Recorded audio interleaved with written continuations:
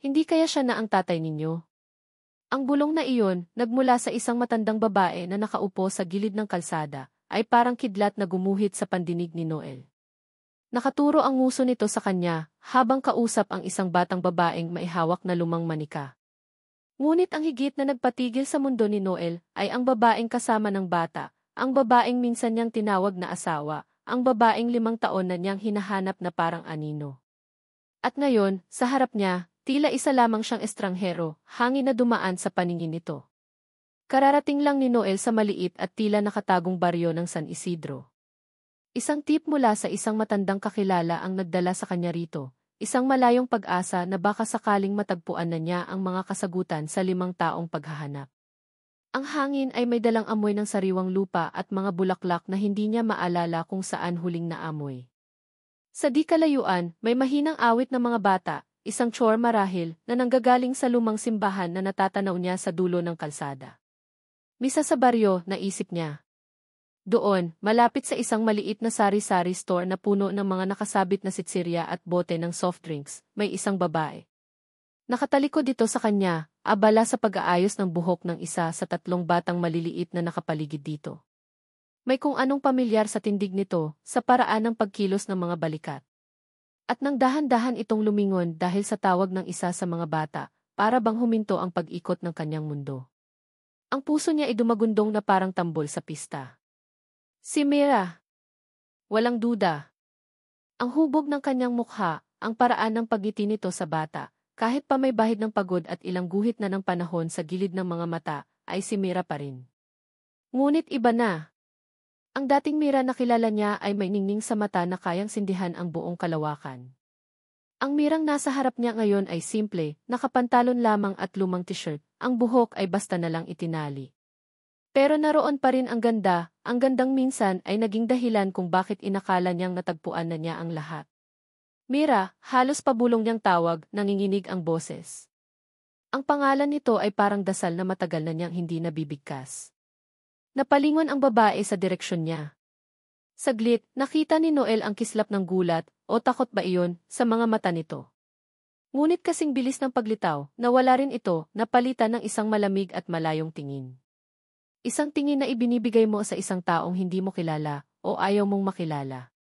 Pasensya na po, Ginoo, mahinahon ngunit matatag ang boses nito.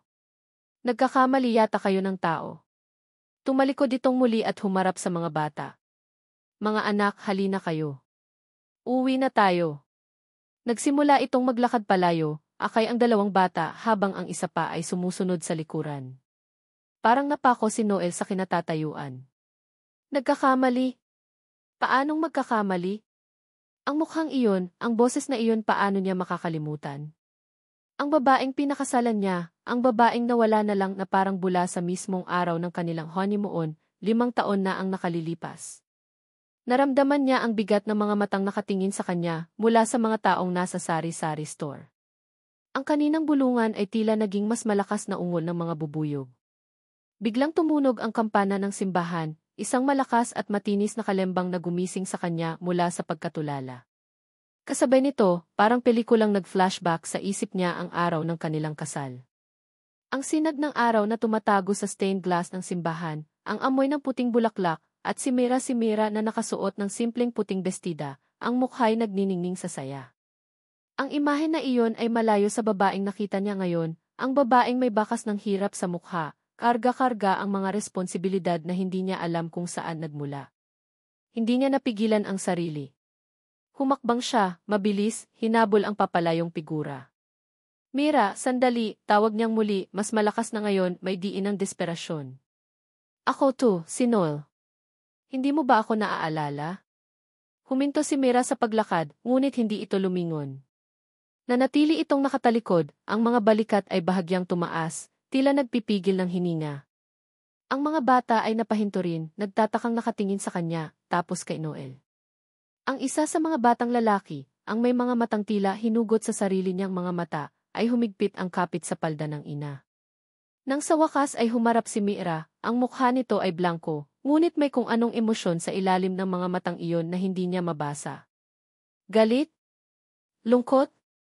Pagsisisi? Ginoo, ulit nito, mas mariin ngayon, sinabi ko na po sa inyo, nagkakamali kayo ng tao. Hindi pumira ang pangalan ko. Ang bawat salita ay parang patak ng yelo sa kanyang dibdib. 5 taon. 5 taong paghahanap, pagtatanong sa bawat kakilala, pag-aalala kung ano ang nangyari. 5 taong bangungot na paulit-ulit niyang nararanasan tuwing gabi. At ngayon, nandito lang pala siya. Nabubuhay na parang walang nangyari. Parang hindi sila nagsumpaan sa harap ng altar. Parang hindi siya ang lalaking umiyak nang isinuot nito ang singsing sa kanyang daliri. Pero imposible, nalilitong sabi ni Noel. Ang mukha mo, di. Marami pong magkakamukha sa mundo, Ginoo, putol nito sa sasabihin niya. Siguro po, kamukha ko lang ang taong hinahanap ninyo. Pasensya na po ulit. Kinuha nito ang kamay ng mga bata. Halina na kayo, mga anak. Baka gabihin tayo. Mabilis silang lumiko sa isang eskinita at nawala sa kanyang paningin. Naiwan si Noel na nakatayo roon, gulong-gulo ang isip, ang puso ay parang pinipiga. Ang mga tsismosa sa tindahan ay hindi na nag-atubiling maglapitan.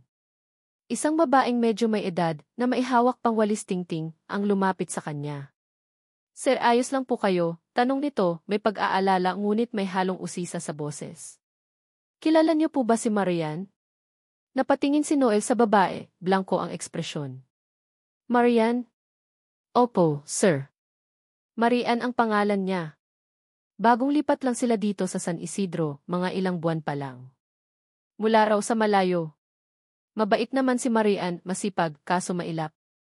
Hindi pala kibo. At yung mga anak niya alam niyo po, sabi ng iba, kamukhang-kamukha raw nung yumaong asawa niya. Yumaong asawa? Ang mga salitang iyon ay tumama kay Noel na parang suntok sa sikmura. Parang biglang nanlamig ang buong paligid. Hindi si Mira ang pangalan niya rito. At may yumao siyang asawa? Sino? Siya ba ang tinutukoy nito? Ang puso niya ay bumilis ang tibok, hindi sa kilig, kundi sa isang bagong uri ng takot at pagkalito. Marian at yumaong asawa? Paulit-ulit na nag-echo ang mga salitang iyon sa isip ni Noel, kasabay ng kumakalam niyang sikmura. Parang pinagsakluban siya ng langit at lupa. Ang babaeng kaharap niya kanina, ang babaeng sinasabi nilang Marian, ay si Mira. Sigurado siya roon. Ngunit bakit ganito? Bakit tila binura nito ang lahat ng alaala nila? Kinabukasan, maagang gumising si Noel. Hindi siya nakatulog ng maayos. Ang bawat paghuni ng kuliglig sa labas ng maliit na pansyong tinutuluyan niya ay parang tinig ni Mira na tumatawag sa kanya. Ngunit pagmulat niya ng mata, kadiliman lang at ang bigat ng katotohanan ang kanyang nadadatnan. Kailangan niyang makausap muli si Mira, o si Marian, kung iyon niya ang gusto nitong itawag sa sarili. Kailangan niya ng paliwanag. Nagtanong-tanong siya sa ilang residente. Ang San Isidro ay isang maliit na baryo, halos lahat ay magkakakilala. Hindi nagtagal, naituro sa kanya ang direksyon ng talipapa kung saan madalas mamalengke si Marian tuwing umaga. Ang ingay ng mga nagtitinda, ang amoy ng sariwang isda at gulay, ang sigawan ng mga trooper ng padyak sa di kalayuan, lahat ay tila normal para sa lahat, maliban sa kanya. Para siyang nasa ibang dimensyon, naghahanap ng isang piraso ng kanyang nakaraan sa kasalukuyang puno ng pagtatanggi. At doon, sa gitna ng mga nagtitinda ng prutas at gulay, sa tapat ng isang maliit na halo-halo stand na dinudumog ng ilang bata, nakita niya ito. Si Marian. Nakasuot ng simpleng duster, may bitbit na bayong, abala sa pamimili ng gulay. Lumapit si Noel, dahan-dahan, bawat hakbang ay may bigat. Mira, mahinang tawag niya nang makalapit. Bahagyang natigilan si Marian, at nang makita siya, isang pilit na ngiti ang sumilay sa labi nito. Isang ngiti ng pag-iwas. Muli, ang mga mata nito ay hindi sumasalubong sa kanya, bagkus ay tumitingin sa lupa, sa mga gulay na hawak, kahit saan, wag lang sa kanya. Ginoo, kayo po pala ulit, sabi nito, ang boses ay pilit pinakakalma. May kailangan po ba kayo? Mira, please, pakiusap ni Noel, naramdaman niya ang panginginig sa sarili niyang boses. Huwag mo namang gawin to sa akin. Alam kong ikaw yan. Bakit mo ako pinagtatabuyan? Ang tampo ay nagsisimula ng pumuno sa kanyang dibdib, humahalo sa sakit at pagkalito. Umiling si Marian dahan-dahan. Pasensya na po talaga, Ginoo. Hindi ko po alam kung ano ang sinasabi ninyo. Marian po ang pangalan ko. Tumingin ito sa paligid, tila nahihiya o natatakot na may makarinig sa usapan nila. Kung wala na po kayong ibang kailangan, mauuna na po ako. Naghihintay na po ang mga anak ko. Nagmamadali itong nagbayad sa tindera at akmang aalis na nang hawakan ni Noel ang braso nito, hindi mahigpit, ngunit sapat para pigilan ito. Mga anak mo, tanong niya, ang boses ay bahagyang tumaas. Sino ang ama nila, Mira? Ako ba? 5 taon, Mira. 5 taon kitang hinanap. Napasinghap si Marian at marahas na binawi ang braso. May takot na gumuhit sa mga mata nito, ngunit mabilis ding napalitan ng isang matigas na ekspresyon. Wala kang karapatang tanungin ako ng ganyan, Ginoo. At lalong wala kang karapatang hawakan ako. Hindi kita kilala. Ang bawat salita ay maikli, putol-putol, tila hirap na hirap siyang bigkasin. Tumalikod ito at naglakad palayo ng mabilis, halos patakbo, iniwan si Noel na parang tinusok ng libu-libong karayom. Ang mga tao sa paligid ay napapatingin, nagbubulungan. Naramdaman niya ang hiya, ang galit, ang kawalan ng pag-asa. Kung hindi siya si Mira, bakit kilala ng mga tao ang mukha niyang iyon? Paulit-ulit na tanong niya sa sarili habang naglalakad palayo sa talipapa, walang tiyak na patutunguhan. Ang init ng araw ay tila dumadagdag sa bigat ng kanyang nararamdaman. Hindi niya namalayan, dinala siya ng kanyang mga paa sa isang pamilyar na lugar. Isang lumang daan na madalas nilang pasyalan ni Mira noong mga panahong ang mundo nila ay puno pa ng mga pangarap at pangako. Sa gilid ng daan, may isang lumang pader na bato. Naalala niya, dito niya unang sinabi kay Mira ang mahal kita. At sa pader na iyon, isinulat nila, gamit ang isang piraso ng uling, ikaw at ako habang buhay. Hinanap ng kanyang mga mata ang sulat na iyon. Naroon pa, ngunit kupas na, halos hindi na mabasa. Ang ilang letra ay natabunan na ng lumot at ng mga gumagapang na halaman. Parang simbolo ng kanilang pag-ibig, naroon pa, ngunit tinakpan na ng panahon at ng mga lihim na hindi niya maintindihan. Napaupo si Noel sa gilid ng daan, napasabunot sa sariling buhok. Bakit, Mira? Bakit mo ako iniwan ng walang salita? Anong nangyari? Maya-maya, may isang matandang babae na dumaan, may dala-dalang isang basket ng mga labada. Ito yung isa sa mga tsismosang nakita niya sa sari-sari store kahapon. Huminto ito sa tapat niya. Hijo, mukhang malalim ang iniisip mo, sabi nito, ang boses ay maihalong awa at pagkamausisa. Tungkol ba kay Marian? Hindi sumagot si Noel, nakatingin lang sa malayo. Nagbuntong hininga ang matanda. Alam mo, Hijo, dito sa baryo namin, maraming kwento. May mga kwentong lantad, may mga kwentong pilit tinatago. Lumapit ito ng kaunti, bumulong na parang may ibinubunyag na malaking sikreto. Yang si Marian may mga bagay tungkol sa kanya na hindi alam ng lahat. Akala nila nalimot na iyan. Pero ang totoo, tinakpan lang nila. Napatingin si Noel sa matanda, biglang nabuhayan ang dugo. Ano po ang ibig niyong sabihin, nanay? Umiti lang ang matanda, isang iting palaisipan. Wala naman, Hijo. Mga sabi-sabi lang ng matatanda. Pero kung ako sa'yo, kung talagang may hinahanap ka, huwag kang basta maniniwala sa nakikita mo lang. Tumapik ito sa balikat niya. Minsan, ang katotohanan kailangan mong hukayin. At nagpatuloy na ito sa paglalakad, iniwan si Noel na lalong naguluhan, ngunit may bagong determinasyon na umusbong sa kanyang puso. Hindi. Hindi siya susuko. Kung may tinatago si Mira o si Marian, aalamin niya. Kung may tinakpan, huhukayin niya. Hindi siya aalis ng San Isidro hanggat hindi niya nalalaman ang buong katotohanan. Lumingon siyang muli sa kupas na sulat sa pader. Ikaw at ako habang buhay. Pangako iyon. At para sa kanya, ang mga pangako ay hindi basta-basta binabali. Humugot siya ng malalim na hininga, pinunasan ang namumuong luha sa gilid ng kanyang mga mata. Tatayo na sana siya nang biglang may tumawag sa kanyang pangalan, isang tinig na pamilyar, ngunit hindi kay Mira. Noel Villeseren. Lumingon si Noel. Isang babaeng nasa edad 40, maayos ang pananamit, ang nakatayo sa di kalayuan, nakatingin sa kanya ng may seryosong ekspresyon. Hindi niya ito kilala. Pero paano nito nalaman ang pangalan niya? Ako nga po.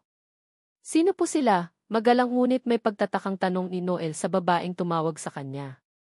Ang babae ay may tindig na tila sanay sa utos, ang mga mata ay matalas, sinusuri siya mula ulo hanggang paa. Ako si Aling Remedios, o mas kilala bilang Tita Lulu ng karamihan dito, pakilala nito. May nagparating sa akin na may isang estranghero raw na naghahanap kay Marian. At mukhang ikaw nga yun. Ang boses nito ay kalmado, ngunit may bigat, tila bawat salita ay may tinatagong kahulugan. Halika, sumama ka sa akin. May lugar kung saan mas maayos tayong makakapag-usap. Nag-aalangan man ay sumunod si Noel. May kung anong otoridad sa babae na hindi niya matanggihan. Dinala siya nito sa isang maliit na karinderya sa gilid ng plaza, malapit sa simbahan. Umupo sila sa isang mesang yari sa kawayan, sa ilalim ng isang malaking puno ng mangga na hitik sa bunga. Ano po ang kailangan ninyo sa akin, Tita Lulu? Tanong ni Noel pagkaupo. Hindi agad sumagot si Tita Lulu. Pinagmasdan muna siya nito ng matagal, tila sinusukat ang kanyang pagkatao. 5 taon, mahinang sabi nito. 5 taon na ang nakalipas mula nang huli kong makita ang ganyang klaseng determinasyon sa mga mata ng isang lalaki para kay Mira. Napasinghap si Noel. Kilala niyo si Mira? Alam niyo kung nasaan siya? Siya ba talaga si Marian? Sunod-sunod niyang tanong, hindi na napigilan ang sarili. Tumango si Tita Lulu. Kilala ko si Mira. At siya si Marian. At masakit man para sa'yo ang marinig ito, Noel, pero mas mabuti nang malaman mo ang totoo. Huminga ito ng malalim. Iniwan ka ni Mira. Pinili niyang lumayo. Pinili niyang magbagong buhay malayo sa'yo. Parang isang malakas na sampal ang mga salitang iyon kay Noel. Pero bakit? Anong dahilan? Maayos kami bago-bago ang honeymoon na hindi natuloy. Walang problema. Mahal namin ang isa't isa. Sigurado ka bang walang problema, Noel? Makahulugang tanong ni Tita Lulu. Minsan, ang mga problemang hindi natin nakikita ang siyang pinakamalalim ang sugat. Hindi nakasagot si Noel. Nagsimulang maglaro sa isip niya ang mga alaala. May mga hindi ba sila pagkakasunduan? May mga nasabi ba siyang masakit? Wala siyang maalala. Ang tanging naaalala niya ay ang pagmamahal, ang mga pangarap na sabay nilang binuo. Habang nag-uusap sila, may 3 batang papalapit sa karinderya, nagtatawanan, naghahabulan. Ang isa sa kanila, isang batang lalaki na may mga matang singkit at ngiting kay tamis, ay nadapa malapit sa kinaupuan nila. Agad na napatayo si Noel, akmang tutulungan ang bata, ngunit naunahan siya ni Tita Lulu. Ay, Nilo, anak. Dahan-dahan lang kasi, sabi nito habang tinutulungan ang bata na tumayo. Nang may angat ng bata ang mukha, napako ang tingin ni Noel dito. Ang mga mata ang ilong ang hugis ng labi. Parang nakatingin siya sa isang maliit na bersyon ng sarili niya. At sa kaliwang sentido ng bata, may isang maliit na balat, isang birthmark na hugis ulap. Isang birthmark na katulad ng sa kanya. Papa Noel, bakit hindi ka na tumira dito? Ang tanong na iyon, mula sa isa pang bata, isang babae na may dalang manika, ang biglang bumasag sa katahimikan. Napatingin si Noel sa batang babae. Ang mukha nito ay hawig na hawig kay Mira, ngunit ang mga mata nito ay kanya. Napatingin si Tita Lulu kay Noel, tapos sa mga bata, tapos pabalik kay Noel. May lungkot at awa sa kanyang mga mata. Sila ang mga anak ni Mira ni Marian, mahinang sabi nito. Si Nilo, si Nina at si Nonoy. Ang kambal. Kambal. At si Nilo. 3 sila. Kung magkakaanak tayo, gusto ko 3 agad para buo ang team. Naalala niyang sabi ni Mira noon, habang nakahiga sila sa ilalim ng puno ng mangga sa kanilang probinsya, nangangarap tungkol sa kanilang kinabukasan. Ang puso ni Noel ay parang pinupunit. Si Nilo, ang batang nadapa, ay lumapit kay Noel, nakatingala. Ikaw po ba si Papa Noel? Kayo po ba yung laging kinukwento ni Mama na nasa malayo, pero babalik din daw po balang araw? Inosenteng tanong nito. Ang mga mata ng bata ay puno ng pag-asa. Hindi alam ni Noel ang isasagot. Naramdaman niya ang pagbara sa kanyang lalamunan. Napaluhod siya para magpantay sila ng bata. Hinawakan niya ang maliit na kamay nito. Ang balat na hugis ulak sa sentido ng bata ay parang isang selyo, isang hindi maitatangging katibayan. Naalala niya ang puting panyo na binurdahan ni Mira para sa kasal nila, may hugis ulap din iyon. Simbolo raw iyon ng kanilang mga pangarap na kasing taas ng langit. Anak, iyon lang ang lumabas sa bibig ni Noel, ang boses niya ay basag. Sa di kalayuan, nakita niya si Marian, si Mira, na papalapit, may daladalang bayong. Natigilan ito nang makita silang magkakasama. Ang mga mata nito ay nanlaki sa gulat, tapos ay napalitan ng takot. Ang bayong na dala nito ay nalaglag sa lupa, kumalat ang laman. Mga anak! Halik kayo dito, sigaw nito, ang boses ay nanginginig. Agad na tumakbo ang mga bata palapit sa ina, yumakap sa mga binti nito. Si Nilo ay lumingon pa kay Noel, may pagtataka sa mukha. Humarap si Mira kay Noel, ang mukha ay namumutla. Ang dating blangkong ekspresyon ay napalitan na ng hindi maitagong emosyon. Galit, takot, at marahil kaunting pagsisisi. Anong ginagawa mo dito? Mariing tanong nito. Sinabi ko na sayo, hindi kita kilala. Layuan mo kami. Layuan mo ang mga anak ko.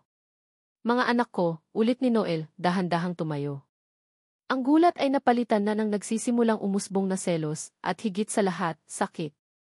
Mira, mga anak ba natin sila? Sabihin mo sa akin ang totoo. Hindi sumagot si Mira. Niyakap lang nito ng mahigpit ang mga bata, tila gustong protektahan mula sa isang panganib. Ang mga mata nito ay nagbabaga, nakatitig kay Noel. Hindi mo na kailangang itanong yan, Noel, biglang sabat ni Tita Lulu, ang boses ay malungkot. Tingnan mo lang sila. Tingnan mo ang mga mukha nila. Sila ang buhay na katibayan ng pagmamahalan ninyo at ng mga lihim na pilit niyang itinatago. Napatingin si Noel sa mga bata tapos kay Mira. Ang puso niya ay sumisigaw. Mga anak niya. May mga anak sila ni Mira.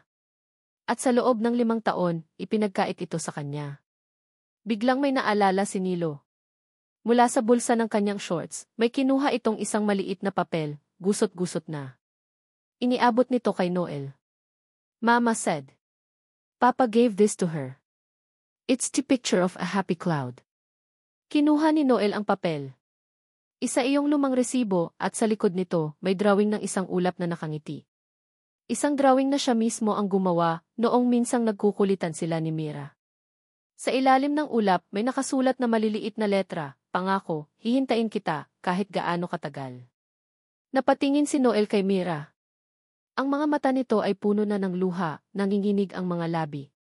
Ang katotohanang pilit nitong tinatago ay unti-unti nang nabubunyag, hindi dahil sa mga salita, kundi dahil sa mga inosenteng kilos at salita ng mga batang may mukhang aking. Ang gusot-gusot na papel na may drawing ng nakangiting ulap ay nanginginig sa kamay ni Noel. Ang mga salitang ipangako, hihintayin kita, kahit gaano katagal, ay parang mga pako na bumaon ng malalim sa kanyang puso. Napatingin siya kay Mira, na ngayon ay hindi na makatingin ng diretso sa kanya. Ang mga luha ay malayang dumadaloy sa mga pisngi nito, ang mga balikat ay nanginginig sa pigil na paghikbi. Ang mga bata, na nakakaramdam ng tensyon, ay lalong humigpit ang yakap sa ina. Mira, bakit? Halos pabulong na tanong ni Noel, ang boses ay puno ng sakit at hindi mapapantay ang lungkot. Ang galit na kanina ay nagsisimulang umusbong ay napalitan ng matinding pagkalito at hinagpis. Bakit mo to ginawa sa atin? Sa kanila? Itinuro niya ang mga bata. Hindi pa rin sumasagot si Mira. Tila may isang malaking pader na nakaharang sa pagitan nila, isang pader na itinayo ng 5 taong pagkakalayo at ng mga lihim na hindi pa rin niya lubos na maintindihan. Si Tita Lulu ang bumasag sa katahimikan. Lumapit ito kay Mira at marahang hinaplos ang likod nito.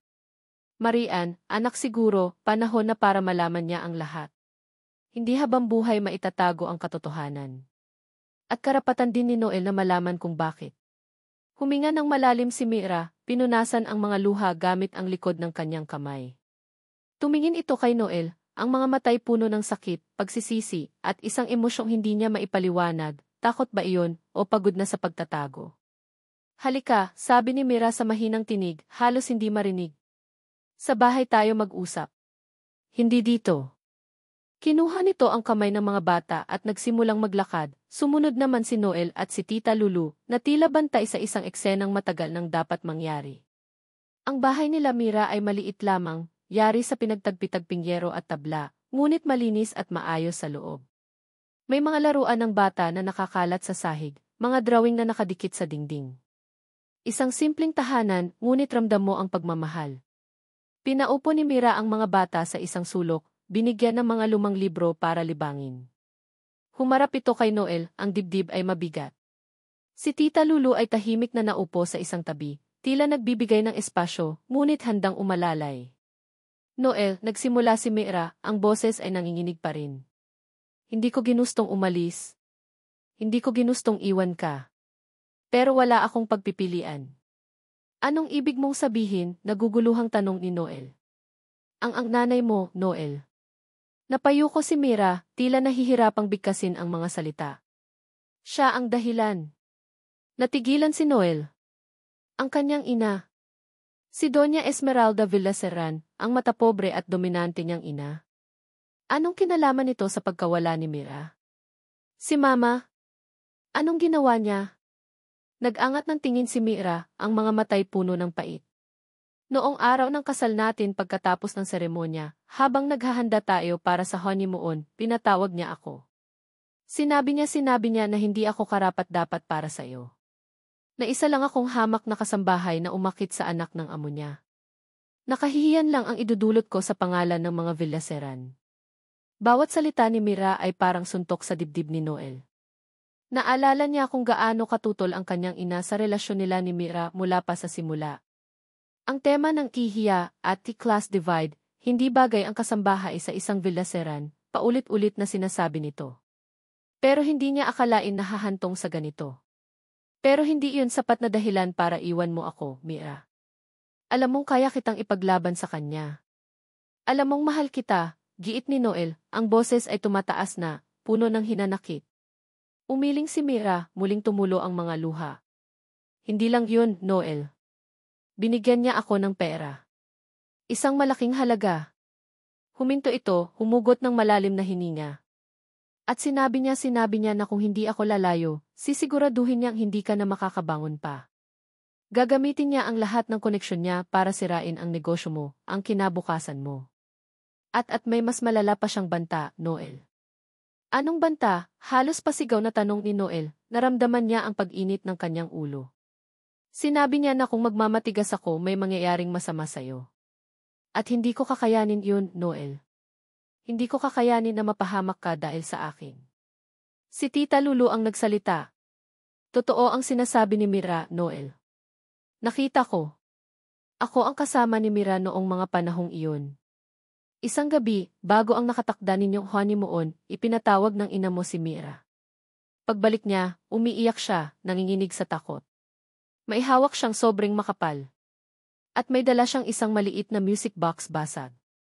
Napatingin si Noel kay Mira. Ang music box. Regalo iyon ng ina niya kay Mira noong una silang nagkakilala, noong mga panahong umaarte pa itong tanggap si Mira. Isang music box na hugis puso. Basag. Simbolo ng basag na tiwala ng pagkakanulo. Noong gabing iyon, pagpapatuloy ni Mira, ang boses ay halos bumubulong na lang, alam ko nang kailangan kong umalis. Hindi lang para sa sarili ko, kundi para sa'yo. At noon ko lang din nalaman buntis ako, Noel. Buntis ako sa mga anak natin. Parang gumuho ang mundo ni Noel. Ang ina niya. Ang sarili niyang ina ang may kagagawa ng lahat. Ang naghiwalay sa kanila. Ang nagkait sa kanya ng pagkakataong makasama ang paglaki ng kanyang mga anak. Ang galit ay bumalot sa buong pagkatao niya, isang galit na matagal nang natutulog, ngayon ay nagising na. Galit sa ina niya. Galit sa sarili niya dahil hindi niya nakita, hindi niya naramdaman. Bakit hindi mo sinabi sa akin, Mira? Tanong niya, ang boses ay puno ng sakit at panghihinayang. Bakit hindi ka lumaban? Bakit hindi mo ako hinayaang lumaban para sa atin? Natakot ako, Noel, umiiyak na sagot ni Mira. Natakot ako para sa'yo, para sa mga anak natin. Akala ko mas magiging ligtas kayo kung lalayo ako. At si Tita Lulu tinulungan niya akong makatakas, makapunta sa isang lugar na hindi ako matutunto ng nanay mo. Napatingin si Noel kay Tita Lulu na tumango lang bilang pagkumpirma. Anong klaseng anak ako kung hahayaan kong ganto na lang to? Bulong ni Noel sa sarili, ang mga kamao ay nakakuyom. Ang lungkot ay naroon pa rin, ngunit ngayon may kasama na itong determinasyon. Isang determinasyon na itama ang lahat ng mali. Tumayo si Noel.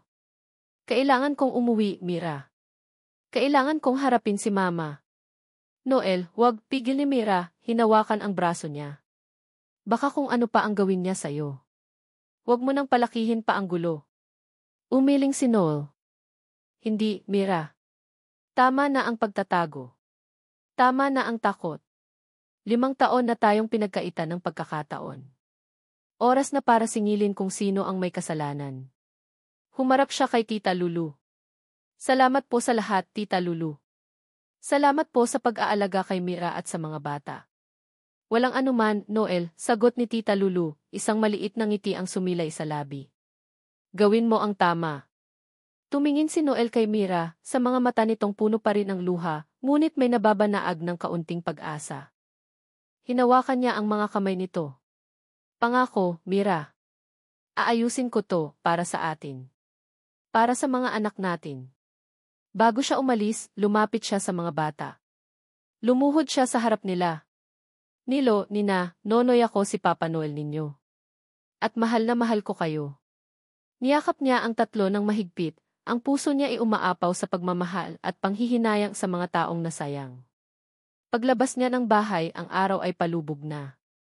Ngunit para kay Noel, ang araw ay ngayon palang sisikat. Ang dilim ng nakaraan ay kailangan ng wakasan. Ang dakilang lihim ng kanyang ina ay kailangan ng mabunyag. At ang katarungan, para kay Mira at sa kanilang mga anak, ay kailangan niyang makamit kahit ano pa ang mangyari. Ang biyahe pabalik ng Maynila ay puno ng kumukulong damdamin para kay Noel. Bawat kilometrong nilalakbay ng bus palayo sa San Isidro ay parang paglayo rin sa kapayapaang pansamantalang natagpuan niya sa piling ng kanyang mga anak at ni Mira. Ngunit kasabay nito ang nag-aalab na determinasyong harapin ang kanyang ina at ang katotohanang matagal nitong itinago. Ang mga alaala ng tawa ng kanyang mga anak, ang mga mata ni Mira na puno ng pag-asa at takot, ang mga iyon ang nagbibigay sa kanya ng lakas. Pagdating niya sa mansyon ng mga Villaseran, sinalubong siya ng katahimikan. Ang ina niya, si Doña Esmeralda, ay nasa hardin, nagdidilig ng mga rosas, tila walang anumang bumabagabag sa kanyang mundo. Mama, tawag ni Noel, ang boses ay kalmado ngunit may diin.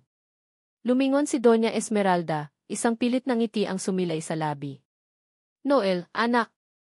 Nakauwi ka na pala. Kumusta ang bakasyon mo sa probinsya? Ang tono nito ay tila ng iinis. Hindi ako nagbakasyon, Mama, diretsong sabi ni Noel. Hinanap ko si Mira. At natagpuan ko siya. Ang ngiti sa labi ni Doña Esmeralda ay biglang naglaho. Ibinaling nito ang tingin sa mga rosas. Mira. Sinong Mira? Yung dati mong kasambahay? Akala ko ba'y matagal nang nawala iyon? Alam niyo kung sino si Mira, Mama. At alam niyo rin kung nasaan siya. At alam niyo kung bakit siya umalis, mariing sabi ni Noel, hindi na nagpaligoy-ligoy pa. At may mga anak kami, Mama. 3 apo ninyo na 5 taon niyong ipinagkait sa akin. Nabitawan ni Doña Esmeralda ang pandilig. Humarap ito kay Noel, ang mukha'y puno ng galit. At ano ngayon, Noel? Babalik ka sa babaeng yun? Sa isang hamak na probinsyana na walang ibang ginawa kundi sirain ang pangalan natin. Hindi niya sinira ang pangalan natin, Mama. Kayo ang sumira sa buhay namin. Kayo ang naglayo sa amin. Kayo ang dahilan kung bakit lumaki ang mga anak ko na walang kinikilalang ama. Sumisigaw na si Noel, hindi na napigilan ang nagpupuyos na galit at sakit. Nagkaroon sila ng matinding pagtatalo. Mga salitang matagal ng kinimkim ni Noel ay lumabas na parang baha. Mga akusasyon, mga panunumbat. Si Doña Esmeralda ay hindi nagpatalo, iginigiit na ang lahat ng ginawa niya ay para sa kapakanan ni Noel, para sa kinabukasan nito. Hindi ko kailangan ng kinabukasang nakatayo sa kasinungalingan at pananakit ng ibang tao, Mama, sigaw ni Noel.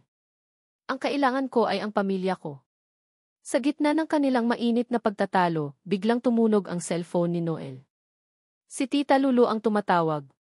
Kinabahan si Noel. Hello, Tita Lulu. Napatawag po kayo? Noel. Nako, mabutit sumagot ka agad. Ang boses ni Tita Lulu ay nanginginig, puno ng pag-aalala. Si Mira at ang mga bata, umalis sila ng San Isidro. Papunta raw silang Maynila. Sabi ni Mira, susundan ka raw niya. Nag-aalala raw siya sa'yo. Parang binuhusan ng malamig na tubig si Noel. Ano? Bakit sila umalis? Paano? Hindi ko na napigilan, Noel. Desidido si Mera. Sabi niya, hindi ka raw niya pwedeng iwanang mag-isa na harapin ang nanay mo. Sumakay sila ng bus kaninang umaga. Nasa biyahe na sila ngayon. Biglang naalala ni Noel ang banta ng kanyang ina noon kay Mira. Ang takot ay biglang gumapang sa kanyang dibdib. Tita Lulu, anong oras sila umalis? Saang terminal sila bababa? Ibinigay ni Tita Lulu ang mga detalye. Agad na nagpaalam si Noel. Hindi na niya pinansin ang mga sigaw ng kanyang ina. Ang tanging nasa isip niya ay ang kaligtasan ni Mira at ng kanilang mga anak. Nagmamadali siyang pumunta sa terminal ng bus na sinabi ni Tita Lulu. Ang traffic sa EDSA ay parang walang katapusan. Bawat segundo ay parang isang oras. Ang puso niya ay kumakabog sa kaba. Sana ligtas sila. Sana walang mangyaring masama. Pagdating niya sa terminal, ang dami ng tao ay nakakalula. Ang ingay, ang alikabok, ang siksikan. Paano niya hahanapin si Mira at ang mga bata sa ganitong lugar? Nagsimula siyang magtanong-tanong, ipinapakita ang litrato ni Mira sa kanyang cellphone. Maya-maya, may isang dispatcher na nakakilala kay Mira. Ah, opo, sir. Nakita ko po yung babae na iyan kanina. Kasama yung 3 bata. Mukhang pagod na pagod. Doon po sila sa may waiting area kanina. Agad na tinungo ni Noel ang waiting area. Palingalinga siya, hinahanap ang pamilyar na mukha ni Mira. At doon, sa isang sulok, nakita niya si Mira, nakaupo, yakap-yakap si Nina na tila umiiyak. Ngunit nasaan si Nilo at si Nonoy? Lumapit si Noel, ang puso ay parang gustong lumabas sa kanyang dibdib. Mira! Nasaan ang mga bata? Napatingin si Mira kay Noel, ang mga matay puno ng luha at matinding takot. Noel! Nilo si Nilo nawawala, humagulgol ito. Kanina lang, nandito lang siya. Nagpaalam lang na bibili ng tubig tapos hindi na bumalik. Parang gumuho ang mundo ni Noel. Si Nilo. Ang panganay nila. Nawawala. Sa ganitong kadelikadong lugar. Nasaan siya? Noel, wag mo akong iiwan ngayon ha, umiiyak na sabi ni Mira, ang boses ay basag at puno ng desperasyon. Si Nonoy naman, ang isa pang kambal, ay nakakapit ng mahigpit sa palda ni Mira, umiiyak din ng tahimik. Ang takot sa mukha ni Mira ay sumasalamin sa sarili niyang pangamba. Hindi kita iiwan, Mira. Hahanapin natin siya, mabilis na sagot ni Noel, pilit kinokontrol ang sariling kaba. Hinawakan niya ang kamay ni Mira, isang walang salitang pangako ng suporta. Ang init ng palad nito ay malamig at nanginginig. Saan siya huling nagpunta? Anong suot niya? Nanginginig na itinuro ni Mira ang direksyon ng mga tindahan ng tubig sa di kalayuan. Doon lang siya bumili. Nakaasul siyang t-shirt at maong na shorts. May dala siyang maliit na robot na laruan. Okay, Mira, makinig ka, sabi ni Noel, hinawakan ang magkabilang balikat ni Mira para harapin siya. Kailangan nating maghiwalay para mas mabilis natin siyang mahanap. Magtanong ka sa mga dispatcher at sa mga guardia dito sa waiting area. Ipakita mo ang picture ni Nilo. Ako, pupuntahan ko yung mga tindahan. Manatili kang kalmado para sa mga bata. Ang mga salita ay lumalabas ng mabilis, ang isip niya ay tumatakbo na. Tumango si Mira, pinipilit magpakatatag. Sige, Noel. Mag-iingat ka. Ikaw din babalik ako agad, sabi ni Noel, at mabilis na tinungo ang direksyon ng mga tindahan. Ang bawat segundong lumilipas ay parang isang karayom na tumutusok sa kanyang dibdib. Ang ingay ng terminal, ang sigawan ng mga nagtitinda, ang busina ng mga sasakyan, lahat ay tila nagpapalala sa kanyang pag-aalala. Nagtanong siya sa bawat tindahan, sa bawat taong madaanan niya. May ilang nakapansin sa isang batang lalaking may hawak na robot, ngunit hindi nila alam kung saan ito nagpunta. Biglang may narinig siyang anunsyo mula sa public address system ng terminal, "Attention please." Isang batang lalaki, nagngangalang Nilo, mga 6 na taong gulang, nakaasul na t-shirt at maong shorts, ay kasalukuyang hinahanap ng kanyang mga magulang.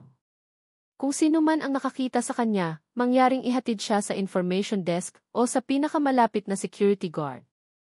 Maraming salamat po. Napahinto si Noel. Si Mira. Gumawa na ito ng paraan. Isang maliit na kislap ng pag-asa ang sumilay sa kanyang puso. Hindi sila nag-iisa. Ang diwa ng bayanihan, kahit sa ganitong magulong lugar, ay tila umaalalay sa kanila. Nagpatuloy si Noel sa paghahanap, mas mabilis, mas desperado. Napadpad siya sa isang bahagi ng terminal na medyo madilim at hindi gaanong matao. May mga nakatambak na kahon at mga abandonadong sasakyan. Kinabahan siya. Nilo! Anak, sigaw niya, ang boses ay bahagyang nanginginig. Nasaan ka na ba? Maya-maya, may narinig siyang mahinang iyak. Nanggagaling iyon sa likod ng isang lumang jeepney na nakaparada sa gilid. Dahan-dahan siyang lumapit, ang puso ay kumakabog ng malakas. At doon, sa likod ng gulong, nakita niya si Nilo. Nakaupo, yakap-yakap ang kanyang robot, umiiyak ng tahimik. Ang damit nito ay medyo marumi na at may maliit na galos sa tuhod. Nilo, sigaw ni Noel, agad na lumapit at niyakap ng mahigpit ang anak. Naramdaman niya ang panginginig ng maliit na katawan nito. Diyos ko, anak! Anong nangyari sa'yo? Ayos ka lang ba? Humikbi si Nilo. Papa Noel, naligaw po ako. Hindi ko na po makita si Mama. Ilve, tahan na, anak. Nandito na si Papa. Ligtas ka na, sabi ni Noel, hinaplos ang buhok ng anak. Naramdaman niya ang luhang namumuo sa sarili niyang mga mata. Ang takot na naramdaman niya kanina ay napalitan ng matinding ginhawa. Ayaw ko na po sa Maynila, Papa, sabi ni Nilo sa pagitan ng mga hikbi. Ang gulo po dito. Gusto ko na pong umuwi sa San Isidro. Gusto ko po sa tabi ni Mama at ni Papa. Ang mga salitang iyon ay tumagos sa puso ni Noel. Gusto ko sa tabi ni Mama at Papa. Isang simpleng hiling ng isang bata, ngunit para sa kanila, isang pangarap na matagal nang ipinagkait. Binuhat ni Noel si Nilo. Uwi tayo, anak. Pangako. Pero sa ngayon, kailangan muna nating hanapin si Mama mo. Nag-aalala na yun sa'yo. Nagmamadali silang bumalik sa waiting area. Mula sa malayo, natanaw na ni Noel si Mira, kausap ang isang security guard, ang mukha'y puno pa rin ang pag-aalala. Mira, tawag ni Noel. Napalingon si Mira. Nang makita niya si Noel na buhat-buhat si Nilo, ang mga mata nito ay nanlaki, at isang malakas na sigaw ng ginhawa ang kumawala sa kanyang bibig. Tumakbo ito palapit sa kanila, halos madapa. Nilo! Anak ko, umiiyak na sabi ni Mira, niyakap ng mahigpit si Nilo. Hinalikan ito ng paulit-ulit. Saan ka ba nanggaling? Pinag-alala mo kami ng husto. Si Nonoy at Nina ay lumapit din, umiiyak na rin sa tuwa. Niyakap nila ang kapatid. Isang eksena ng pamilyang muling nabuo sa gitna ng magulong terminal.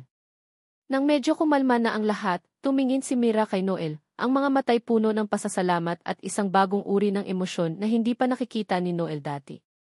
Isang emosyong tila nagsasabing, salamat at nandito ka. Hinawakan ni Mira ang kamay ni Noel, mahigpit. Salamat, Noel. Hindi ko alam kung anong gagawin ko kung wala ka. Ang boses nito ay taos puso. Wala iyon, Mira, sagot ni Noel, pinisil ang kamay nito. Pamilya tayo. Magtutulungan tayo. Sa sandaling iyon, sa gitna ng ingay at alikabok ng terminal, naramdaman ni Noel ang isang kakaibang init sa kanyang dibdib. Ang pagsubok na dinaanan nila, kahit gaano kasakit at nakakatakot, ay tila mas nagpalapit sa kanila. Ang takot na mawala ang isang anak ay nagbukas ng pinto para sa isang bagong simula. Ngunit habang nakatingin siya kay Mira, nayakap pa rin si Nilo, may isang malamig na agos na dumaloy sa kanyang ugat. Ang banta ng kanyang ina. Ang panganib na maaaring nakaamba pa rin sa kanila. Ang laban ay hindi pa tapos. Ito ay nagsisimula pa lamang. Ang mga sumunod na araw matapos ang insidente sa terminal ay puno ng pag-aayos at mahihirap na desisyon. Nagpasya si Noel na hindi na muna uwi si Mira at ang mga bata sa San Isidro. Mas ligtas sila kung malapit sa kanya, kung saan kaya niya silang protektahan. Pansamantala, tumuloy sila sa isang maliit, ngunit disenteng apartment na inupahan ni Noel, malayo sa mansyon ng mga Villaseran. Ang paghaharap nila ni Doña Esmeralda ay hindi naging madali. Maraming mapapait na salita ang namutawi, maraming lumang sugat ang muling nagdugo. Ngunit sa pagkakataong ito, si Noel ay hindi na ang dating anak na sunod-sunuran. Mayroon na siyang pamilyang ipinaglalaban. Iginigit niya ang karapatan niyang makasama ang kanyang mag-iina, at ang karapatan ng kanyang mga anak na makilala ang kanilang ama at magkaroon ng buong pamilya. Sa kabila ng pagmamatigas ni Doña Esmeralda, unti-unti, tila may nababasag sa kanyang bakal na puso. Marahil ay ang determinasyon sa mga mata ni Noel, o marahil ay ang mga kwento ni Tita Lulu tungkol sa kanyang mga apo na hindi pa niya nakikita. Walang opisyal na paghingi ng tawad, ngunit may mga maliliit na senyales, isang hindi inaasahang tawag para kumustahin ang mga bata, isang padalang mga prutas na paborito ni Mira. Maliliit na bagay, ngunit para kay Noel, iyon ay simula na ng pag-asa. Dumating ang araw ng binyag ng kambal, sina Nina at Nonoy, at ninilo na rin na hindi pa nabibinyagan ng maayos. Isang simpleng seremonya lamang ito sa maliit na simbahan sa baryo, kung saan unang nagtagpo muli sina Noel at Mira. Ang simbahan kung saan minsan ay puno ng takot at pagtatago si Mira, ngayon ay lugar na ng bagong simula. Si Tita Lulu ang isa sa mga ninang, kasama ang ilang malalapit na kaibigan ni Mira sa San Isidro. Si Noel naman ay kumuha ng isang matalik na kaibigan mula sa Maynila. Ang hangin ay puno ng solemnidad at ng isang tahimik na saya. Habang hawak ni Noel si Nilo, at si Mira naman ay karga si Nina, habang si Nonoy ay nakakapit sa kamay ng kanyang ninong, may isang pamilyar na awit ang marahang tumugtog mula sa lumang organo ng simbahan. Iyon ang kantang tinugtog noong kasal nila ni Mira. Nagkatinginan sila ni Mira, isang ngiti ng pag-unawa at pagmamahal ang namutawi sa kanilang mga labi. Ang mga alaala ng nakaraan, hindi na masakit, kundi bahagi na ng kanilang kwento. Pagkatapos ng seremonya, isang maliit na salusalo ang idinao sa likod bahay ng dating tinutuluyan ni Mira sa San Isidro. May isang malaking puno ng mangostin doon na aalala ni Noel. Noon, hitik iyon sa bunga. Ngayon, wala pang bunga, ngunit ang lilim nito ay sapat na para sa kanilang munting selebrasyon. Noon, puno yan ng bunga, sabi ni Mira, nakatingin sa puno habang karga si Nina na mahimbing nang natutulog. Ngayon, may bunga rin tayo, pero hindi prutas, kundi pamilya. Napangiti si Noel. Lumapit siya kay Mira at marahang inakbayan ito. At mas matamis ang bunga natin ngayon, bulong niya. Ang mga usapan ay puno ng tawanan at masasayang kwentuhan. Ang mga bata ay masayang naglalaro, ang kanilang mga tawa ay musika sa pandinig ni Noel at Mira. Sa isang sulok, nakita ni Noel si Tita Lulu na may kausap sa cellphone. Ang mukha nito ay seryoso, ngunit may bahid ng ngiti. Maya-maya, lumapit si Tita Lulu sa kanila. May dala itong isang maliit na kahon at isang sobre.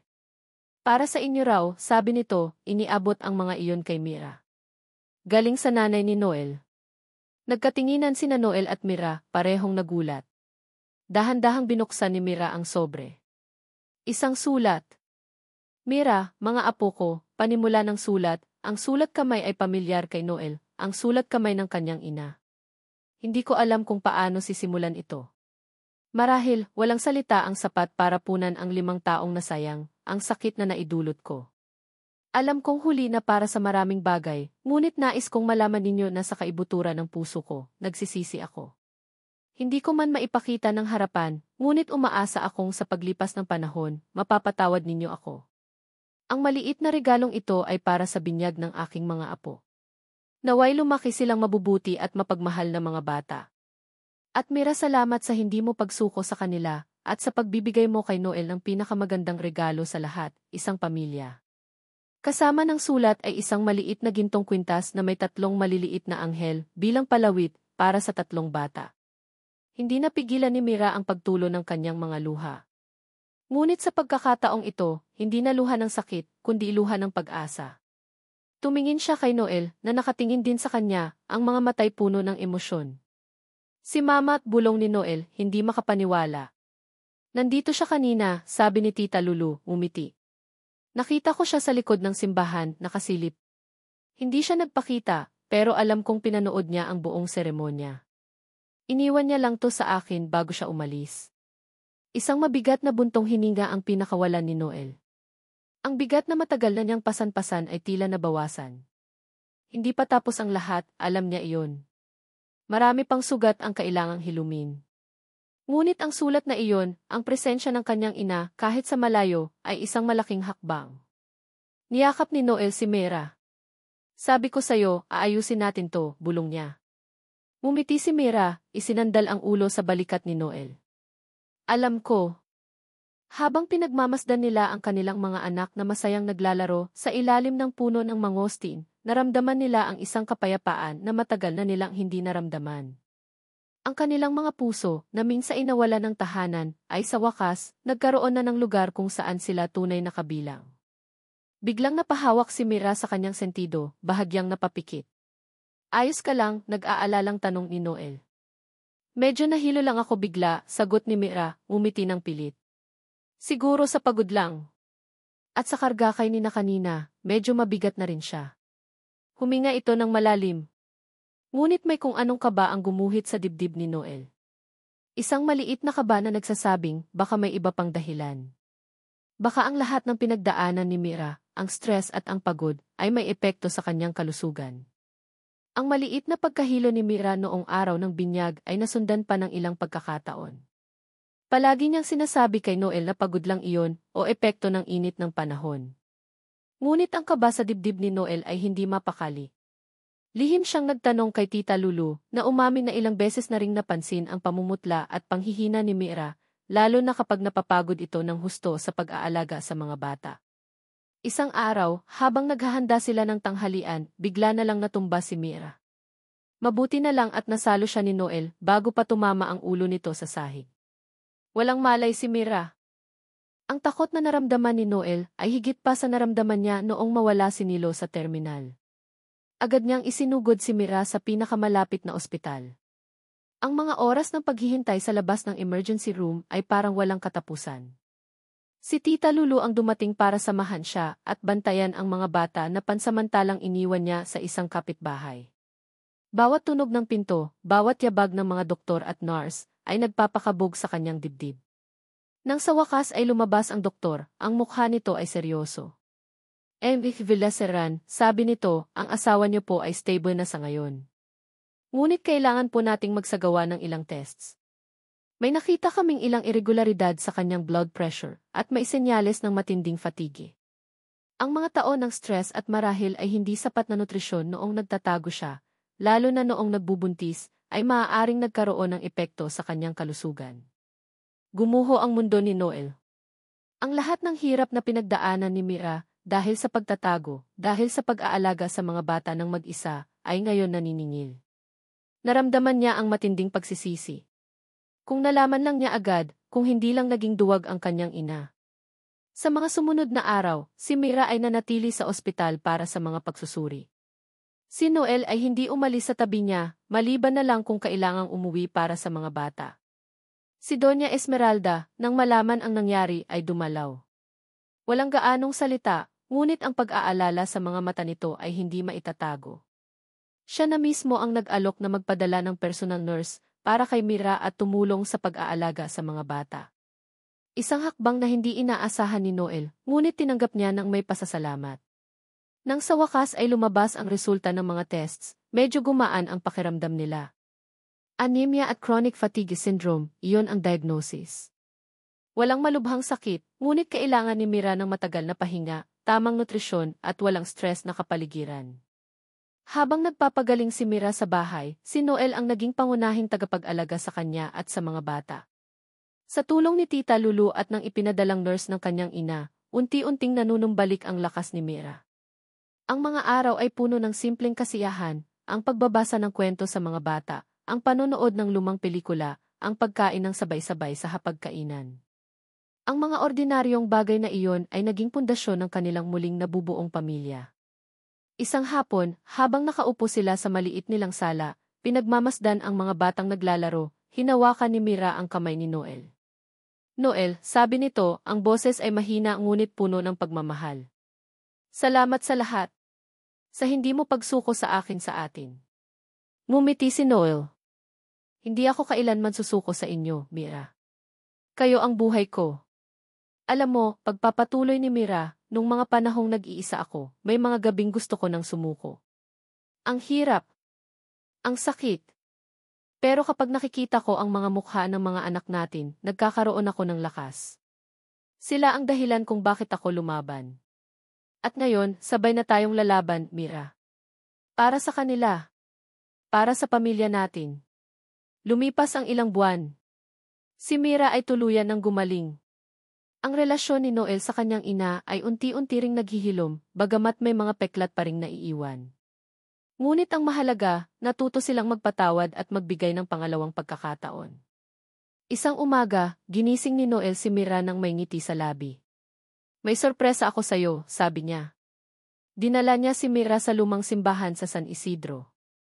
Ang simbahan kung saan sila unang ikinasal, kung saan sila muling nagkita, kung saan bininyagan ang kanilang mga anak. Ngunit ngayon, iba ang ayos nito. Puno ito ng puting bulaklak, ang paborito ni Mira. Ang kanilang mga anak ay nandoon, bihis na bihis, kasama si Tita Lulu at ilang malalapit na kaibigan. At sa harap ng altar, naghihintay ang isang pari. Napatingin si Mira kay Noel, naguguluhan. Lumuhod si Noel sa harap ni Mira, may kinuha sa kanyang bulsa, isang maliit na kahon. Binuksan niya ito. Isang simpleng singsing na may maliit na diamante. Mira, sabi ni Noel, ang boses ay nanginginig sa emosyon. 5 taon tayong pinaghiwalay ng tadhana, ng mga maling desisyon, ng mga lihim. Ngunit sa kabila ng lahat, ang pag-ibig natin ay hindi nawala. Nananatili itong matatag. Ngayon, sa harap ng Diyos, ng ating mga anak, at ng mga taong nagmamahal sa atin, gusto kong itanong ulit sa iyo. Mira, mahal ko, pakakasalan mo ba ako ulit? Tumulo ang luha sa mga mata ni Mira, ngunit sa pagkakataong ito, luha ng purong kaligayahan. Tumango siya. Noel, pakakasalan kita ulit. Isinuot ni Noel ang singsing sa daliri ni Mira. Ang mga bata ay nagsigawan sa tuwa, lumapit sila at niyakap ang kanilang mga magulang. Si Nilo, Nina, at Nonoy ang nag-abot ng mga lumang singsing nila, ang mga singsing mula sa unang kasal, na itinago ni Mira sa loob ng 5 taon. Isang simpleng seremonya, ngunit puno ng kahulugan. Si Mira ay nakasuot ng simpleng puting bestida, halos katulad ng isinuot niya noon, ngunit ngayon, may bagong tahi ito sa ilang bahagi, simbolo ng kanilang pag-ibig na nasira, ngunit muling nabuo at pinagtibay.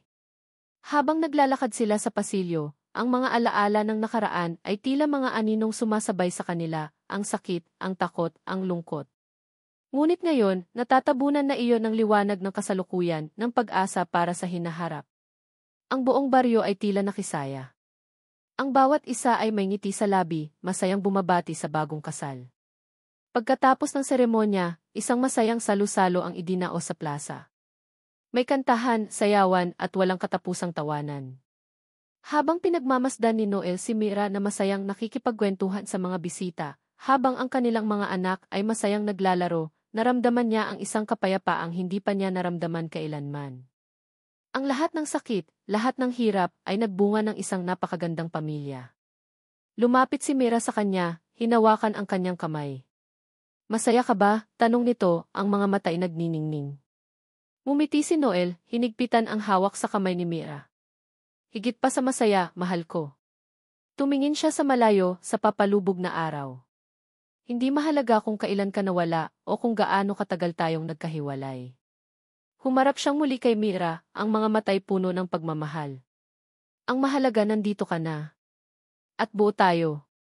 Mula sa luha ng nakaraan, mula sa mga pagsubok at sakit, nabuo nila ang isang pamilyang pinagtibay ng panahon, pinatatag ng pagmamahal, at pinagbuklod ng walang hanggang pag-asa. Ang kanilang kwento ay isang patunay na kahit gaano pa kadilim ang gabi, laging maisisikat na umaga, lalo na para sa mga pusong hindi sumusuko sa pag-ibig. Mahal kong mga mambabasa.